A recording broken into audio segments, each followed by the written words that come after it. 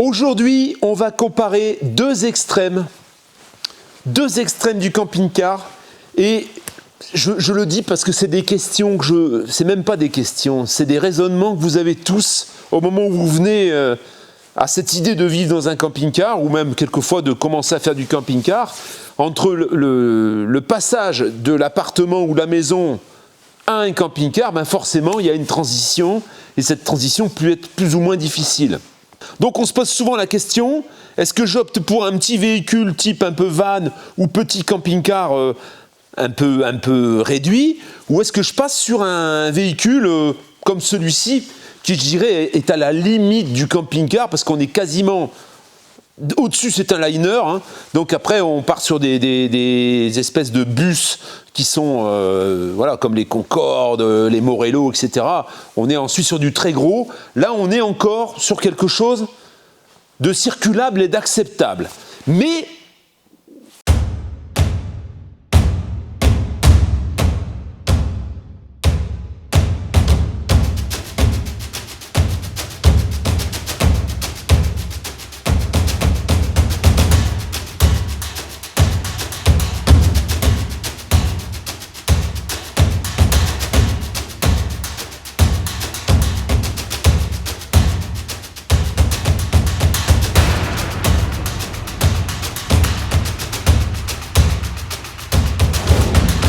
vous êtes nombreux à vous poser la question, est-ce que je pars sur quelque chose de confortable ou est-ce que je pars sur quelque chose de petit avec lequel je peux circuler plus facilement, me garer plus facilement, un peu comme une voiture en fait.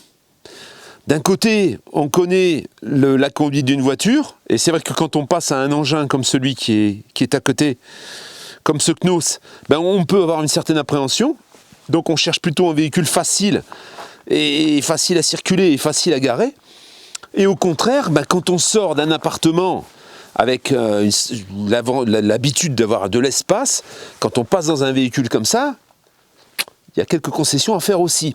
C'est ce que je vais essayer, c'est ce que je vais tenter de te répondre et d'essayer de t'orienter, ou au moins que tu puisses réfléchir, que ça te fasse une réflexion pour pouvoir choisir. Les deux sont bien. Les deux sont bien, mais les deux ont des avantages et des inconvénients. Moi, j'ai un peu l'habitude, parce que le Franca, il fait 8,50 m. Celui-ci fait 8,90 m. Comme tu as pu le voir dans cette vidéo, on comprend pourquoi ça fait 8,90 m. Parce que tu as beaucoup de place pour plein de choses. Je vais dire que tu vas réduire ta surface habitable, mais malgré tout, tu vas quand même avoir du confort et de l'espace. Il y a plein d'avantages. Il y a l'avantage déjà du chauffage central. Là, on est sur un poids lourd, donc on a un peu de charge utile aussi, tu vois, mais on a plus de charge utile que dans un petit véhicule. 8,90 m, forcément, la douche, la literie, tout est conçu pour que tu sois à l'aise et dans l'espace. On va pouvoir également avoir une autonomie énergétique beaucoup plus importante. Des réserves d'eau sur un véhicule comme ça, on a 300 litres d'eau propre. Ça va pas être le cas du petit. Et au niveau de l'encombrement, c'est pareil. Tu vas pouvoir transporter un véhicule.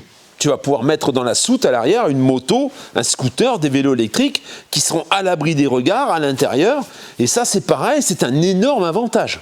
Tu vas pas être obligé de transporter les choses à l'extérieur, je veux dire. Et puis, au moment de la réduction de ton volume d'affaires à emmener, tu vas pouvoir faire des transitions et tu vas pouvoir quand même emmener pas mal de choses que tu ne pourrais pas emmener avec un petit véhicule. Alors sur ce petit tech, il est clair que là, on est sur 6 mètres, 5,99 m exactement. Là, forcément, tu te gares dans une place de bagnole. En plus, il est beaucoup plus étroit puisqu'il n'a pas la pleine largeur, tu vois. Là, il dépasse à peine de la cabine. C'est quasiment l'encombrement d'un fourgon aujourd'hui, hein. C'est l'encombrement d'un fourgon, mais comme je l'ai expliqué déjà dans d'autres vidéos, tu peux retrouver la vidéo ici d'ailleurs. Je crois même j'en ai fait 2 de vidéos là-dessus. Il est droit, tu vois, ici sur le côté, un fourgon il va être rétréci en haut, celui-là il est droit. Donc on a l'habitabilité d'un petit camping-car et en même temps on a l'encombrement d'un fourgon, ce qui est exceptionnel. Dans les avantages, donc, on va pouvoir se garer très facilement. Ça circule comme une voiture, ça circule très bien. Ça se conduit comme une bagnole en fait. Ça se conduit comme une voiture. C'est très très facile à la conduite. Tu as vraiment l'impression d'être dans une voiture, hein, un fourgon, on va dire. Je dirais sans exagérer qu'avec un véhicule comme ça, je pourrais aller bosser tous les jours en fait. Hein. Tellement ça circule bien, tu vois, là on est en ville, on arrive dans le centre-ville, bon, ces petits véhicules faciles à appréhender, c'est ça son gros avantage. C'est cet énorme avantage de pouvoir être comme dans un fourgon aménagé avec le même gabarit, mais d'avoir par contre beaucoup plus de place. Voilà, tu vois, on roule sans appréhension, comme en voiture hein, en fait. Hein.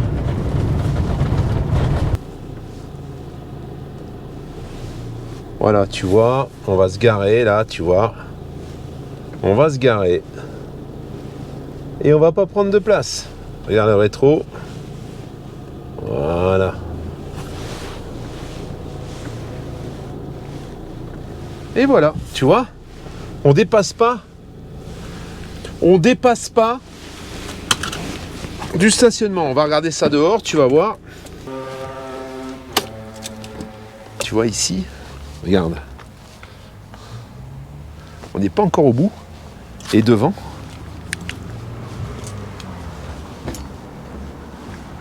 Alors devant, en effet, on pourrait rentrer un peu plus. Mais on ne dépasse pas des autres véhicules, tu vois.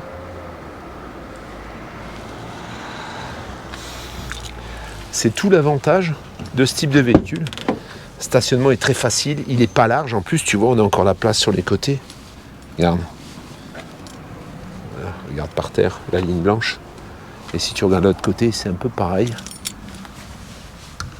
Voilà, tu vois, regarde. Ça prend pas toute la largeur, tu peux encore ouvrir les portes. On a un moteur de 130 chevaux, mais qui est largement suffisant pour le gabarit, parce que c'est très vif, ça se conduit vraiment. Il n'y a rien à dire. Hein, au niveau de l'utilisation, de la conduite, etc., c'est vraiment exceptionnel. Du coup, tu appréhendes la conduite beaucoup plus facilement, tu as moins peur. Hein. C'est vrai que tu maîtrises bien le gabarit et ça va te donner confiance. Malgré tout, on a quand même une soute. Hein, comme tu le verras dans la vidéo si tu la regardes, on a une soute dans laquelle on peut loger des vélos. Si tu as des vélos électriques, tu peux loger des vélos. Un petit scooter, je me rappelle d'une période, je l'ai déjà dit dans une vidéo, où je vendais des motos et on vendait le Scarabeo 100. Le Scarabeo 100, c'est un petit Scarabeo, un petit scooter avec des grandes roues, des roues de moto. Ça rentre dedans, tu vois. Ça rentre assez facilement. Donc, ça, c'est des avantages.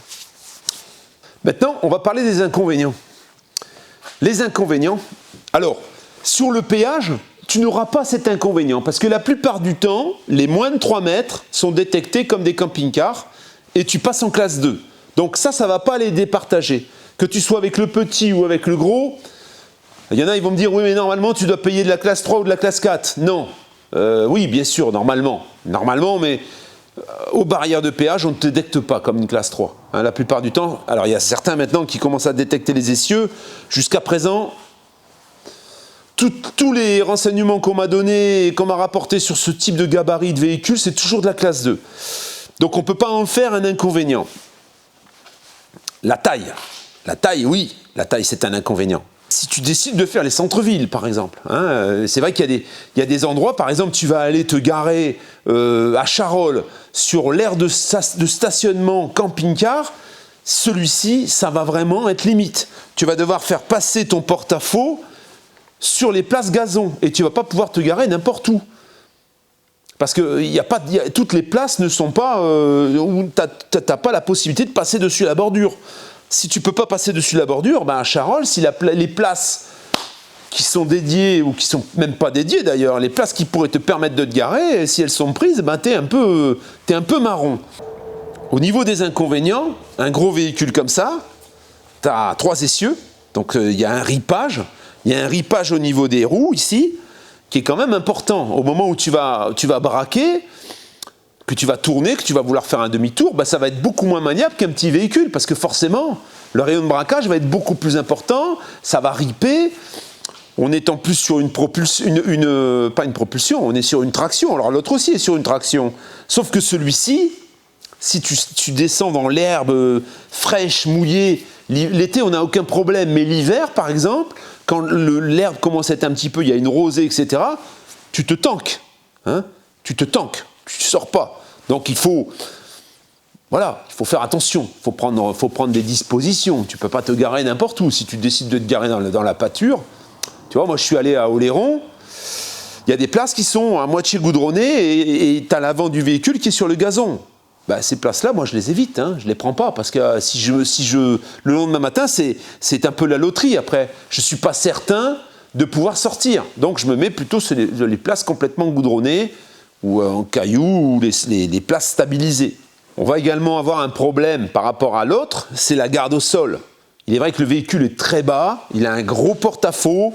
Quand tu montes un petit coup de cul où il y a une cassure, bah, il va falloir faire attention de ne pas frotter. C'est pareil au niveau du milieu, là, certains dodanes, il faut les prendre doucement parce que quelquefois ton véhicule, moi le mien, le pot d'échappement, il a une drôle de gueule quand même. Il a pris plusieurs impacts. Alors, je vais voir pour remonter le véhicule, moi. Je vais pallier à ce problème. Si j'arrivais à gagner 5 cm sur la hauteur, bah déjà, voilà, je serais tranquille. Mais c'est très bas. C'est des véhicules qui plongent un petit peu de l'avant. Et du coup, on a une garde au sol au milieu, au niveau de l'échappement, qui est ridicule. Qu'est-ce que je peux te dire en inconvénient extérieurement sur ce véhicule? Pas grand-chose. Pas grand-chose parce qu'il est petit. Donc forcément, tu vas circuler plus facilement. Tu ne vas pas avoir de problème de porte-à-faux. Le porte-à-faux est raisonnable. On ne touche pas au milieu. En plus, là, on est sur un châssis Fiat. Donc le châssis est un petit peu plus élevé, ce qui fait qu'on a une bonne garde au sol. Le véhicule, il se conduit bien. Il n'est pas très bruyant. Et c'est vrai qu'on a un petit véhicule. En termes d'inconvénients, si on juge que l'extérieur et la conduite, bah, tu ne vas pas en avoir d'inconvénients.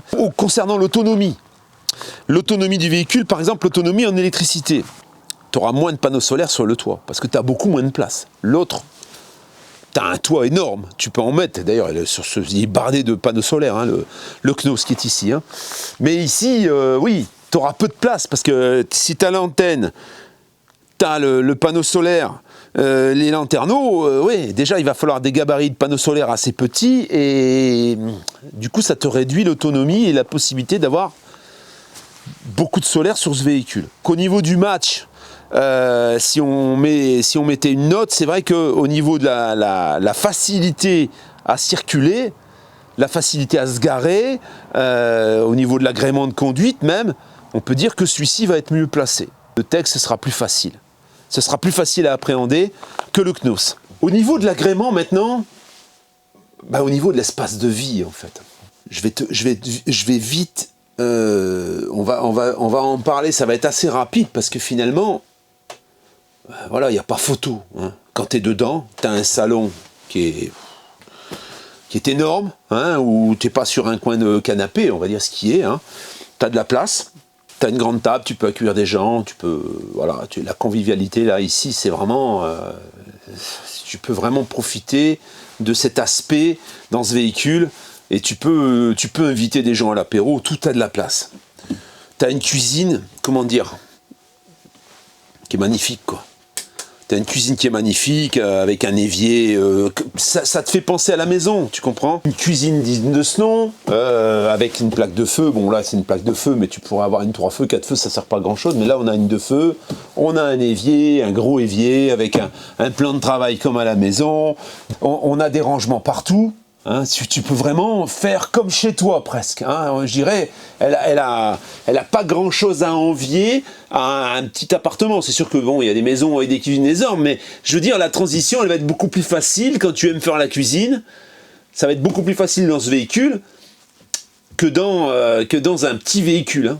Une penderie, tu vois, bon là on a une penderie qui est très profonde, tout ça je te montre, je te remontre pas tout, je vais pas te faire la revisite, mais bon, ça permet aussi d'avoir un grand frigo. Alors grand frigo on peut l'avoir aussi sur un véhicule, mais sur un petit véhicule, c'est plus compliqué, c'est souvent des tabletops, comme dans un van d'ailleurs, on a rarement des grands frigos. Ensuite, tu as un espace pour la toilette qui est énorme. On a une douche qui est vraiment spacieuse. Il n'y a pas besoin de bricoler les choses. pour pouvoir profiter de ta douche. Directement, tu fermes le truc. T'as pas besoin de faire un mécano, de transformer les éléments pour pouvoir aller dans ton espace bain. Les toilettes sont séparées, donc t'as les toilettes d'un côté, t'as l'évier de l'autre, t'as une douche là qui est bien séparée, qui est cloisonnée également. Ensuite, quand tu recules, bah, t'arrives au lit. C'est quand même quelque chose, quoi. T'as 2 grands lits de 80 par 190 qui peuvent se transformer en un énorme lit qui fait toute la largeur du véhicule. Une télé ici, une télé à l'avant. Bon, tu vois, si tu dois supporter plusieurs journées de pluie consécutives, ben voilà, il y a une partie qui vient ici, une partie qui est devant. Chacun peut se trouver un espace pour être tranquille. On n'est pas obligé d'être l'un sur l'autre. Donc c'est vrai que là, à ce niveau-là, c'est indéniable. Si tu prévois de vivre dans un véhicule, ben, c'est sûr que là, il y aura un gros avantage avec celui-ci au niveau de l'espace. Raisonnablement, voilà, ce véhicule fait 6 mètres. Tu as un petit salon avec quelques places, hein. C'est assez réduit. Tu as le téléviseur qui est là sur la paroi. Et derrière toi, il y a le lit. On verra ça après, on retournera la caméra. Bon, il y a la vidéo, je t'ai donné le lien. Hein. Plus petit. Hein, ça, tu peux te détendre, cool. À 2, tu vois, il n'y a pas beaucoup de solutions, quoi. Hein. Si t'es qu'à 2 dans ce véhicule, bah, la personne, elle va être obligée d'aller sur le lit. Il y a un rideau qui cloisonne éventuellement, mais c'est vrai que par temps de pluie, bah, ça va être plus compliqué de trouver un espace où tu peux t'isoler. Ça va être difficile de t'isoler, là. Tu vas entendre forcément l'autre à côté. Si tu es full-timer dans ton véhicule, que tu y vis à l'année, ben, il vaut mieux que tu cherches les endroits chauds quand même, les endroits où chacun peut aller se balader de son côté et avoir son petit moment de solitude, tu vois. Ça en reste pas moins un petit véhicule qui est quand même super bien équipé. Parce que bon, alors tu as une fenêtre de toit, quand tu l'ouvres, tu as une vision panoramique, tu as une petite dinette qui est quand même convenable, hein, avec des petits cheveux. Bon, ça, je t'ai montré tout ça, hein. Donc chacun peut avoir sa petite part de table pour travailler, par exemple. Il y a moins d'espace quand même, ce qui est logique. Hein. Entre 8,90 et 6 mètres, il y a quand même presque 3 mètres de différence. Hein. Donc 3 mètres de différence, il faut bien qu'on les trouve quelque part. On a ce problème de place, puisque, alors, c'est pas les moins bien lotis, ce véhicule, il est quand même bien loti. Hein. Je dirais qu'il y a tout ce qu'il faut. Ensuite, bah, la literie. La literie, tu as un litre 140, pas tout à fait 140, un tout petit peu en dessous de 140, par 190. La personne qui va dormir ici, bah, elle descend assez rapidement. La personne qui est de l'autre côté, elle va devoir... Mais ça, c'est le problème de tous les véhicules avec lit sur soute. Hein. Lit transversal. On retrouve quand même, malgré tout, pour 6 mètres, un vrai lit, avec une séparation rideau. Ça fait le taf. Ça fait le taf. En dessous, t'as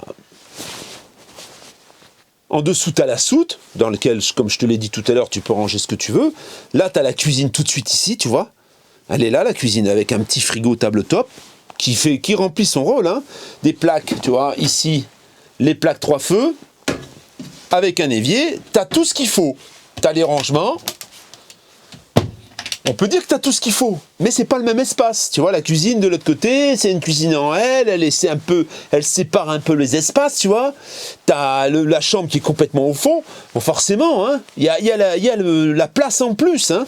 C'est petit, c'est fonctionnel.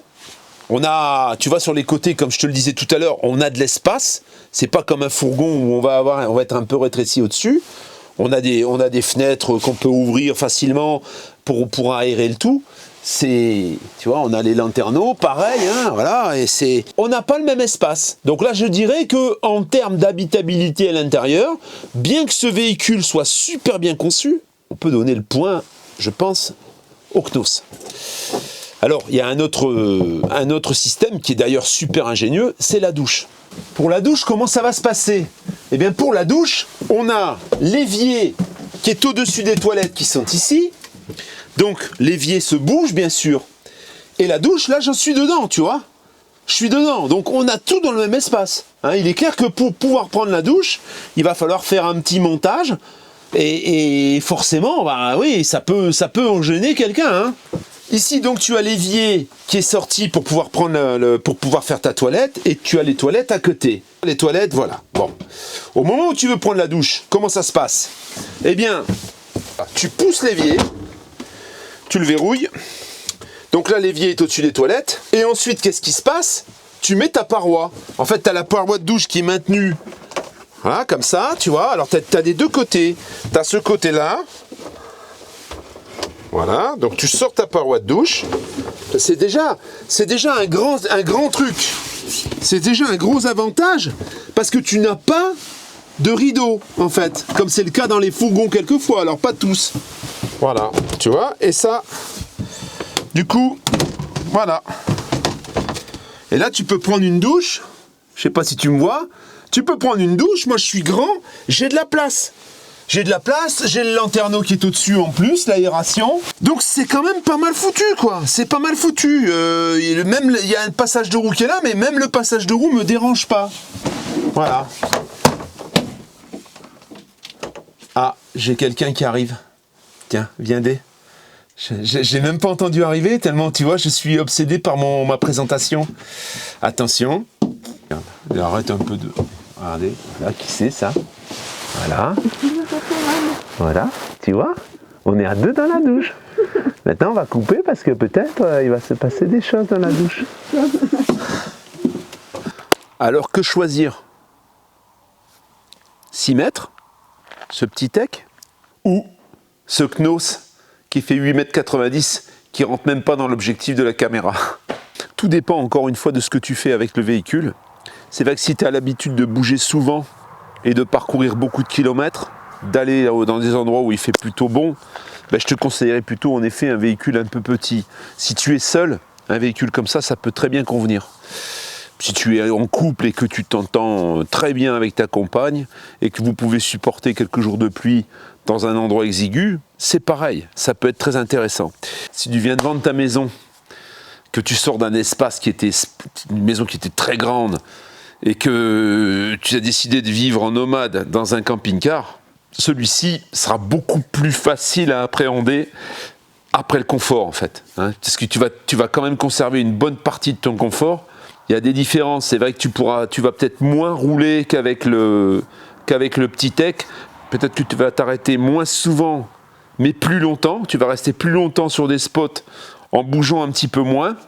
Tu as la possibilité d'avoir un véhicule embarqué, tu peux même remorquer une voiture éventuellement. C'est autre chose. C'est une autre vision du camping-car. C'est deux visions opposées, mais il est vrai que j'entends souvent, c'est pour ça d'ailleurs que j'ai décidé d'en parler, c'est que j'entends souvent des gens qui partent sur un gros et puis qui envisagent aussi un tout petit. Et on est souvent sur des extrêmes. Alors tu peux avoir entre les deux, bien sûr. Hein.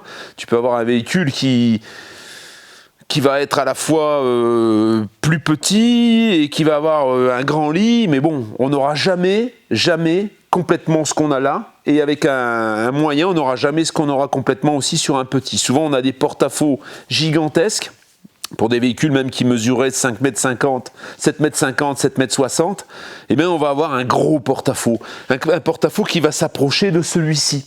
Celui-ci, le porte-à-faux, il est relativement modéré par rapport à la longueur parce qu'on a des doubles essieux à l'arrière, on a 2 essieux. Donc ça diminue un peu le porte-à-faux. On a quand même une longueur importante. C'est une philosophie, c'est une façon d'imaginer les choses. Il faut bien analyser la configuration de sa famille, bien réfléchir à ce qu'on est prêt à accepter dans un endroit exigu. C'est difficile de l'imaginer avant, mais il vaut mieux essayer de l'imaginer et d'essayer de transposer des situations que tu vis dans ta famille aujourd'hui, dans ton couple même, et de se dire, est-ce que si on était dans cet endroit, comment ça se passerait? Est-ce qu'on n'a pas besoin chacun d'avoir un petit peu de l'espace?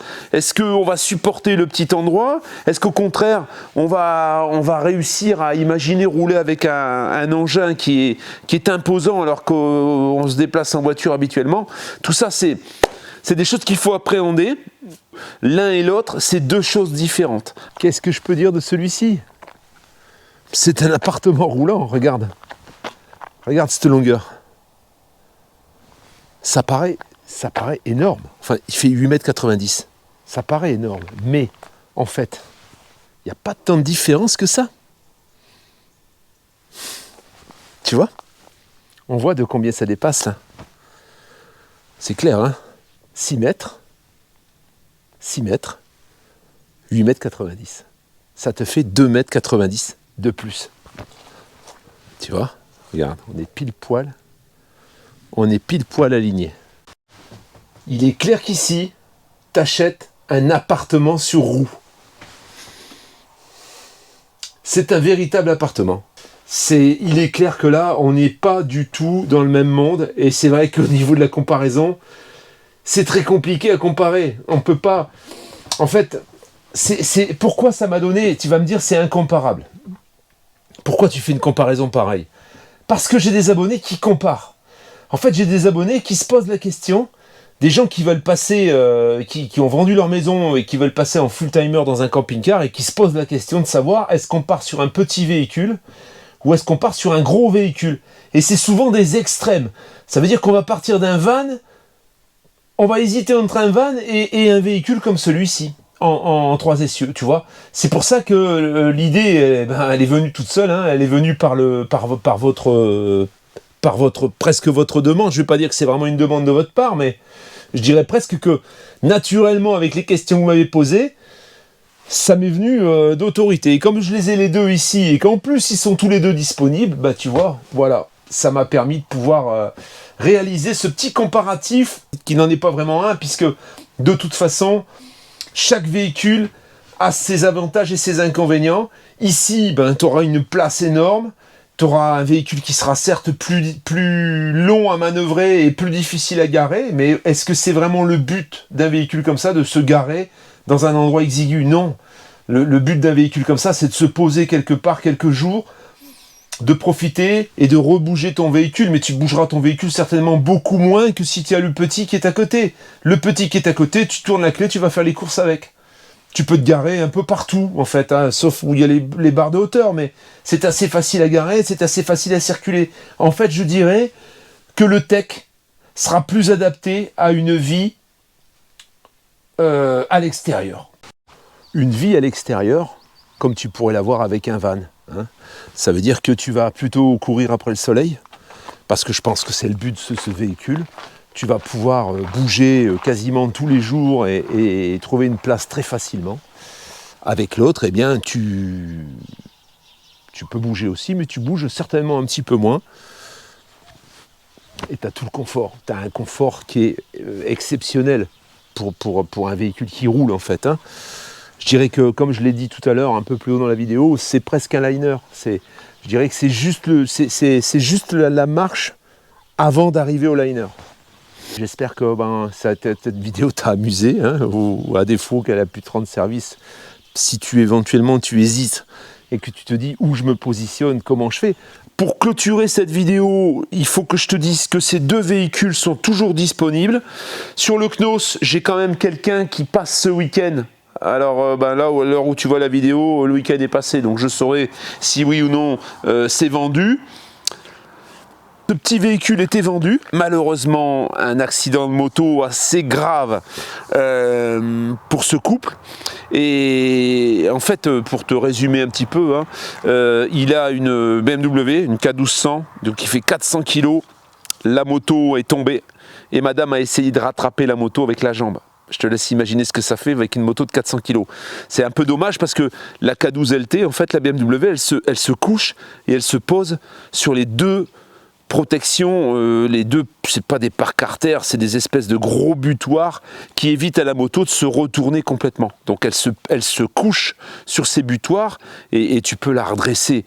Donc le réflexe a été de sortir la jambe et elle est restée coincée sous la moto, elle est tombée, elle s'est démis l'épaule et elle en a pour 3 ans de rééducation. Donc monter dans le lit du tech, c'est devenu impossible. Et ça s'est décidé, ça s'est passé 1 semaine avant la livraison du véhicule. Donc voilà, donc il se retrouve une nouvelle fois à la vente. Je renvoie toujours sur la vidéo que j'avais fait, tu peux regarder hein, si ça peut te convenir. Donc je t'invite à m'écrire sur cette adresse si toutefois tu étais intéressé par l'un des deux véhicules. Tu vois, regarde, je regarde même pas, je sais qu'elle arrive. Regarde. Qu'est-ce qu'on va faire ce week-end, ma chatounette? On va faire mon camping-car. Ouais. Tu es contente? Oui. Tu vas faire quoi là? Je vais marcher. Tu vas marcher Je vais voir des vaches. avec tes jambes?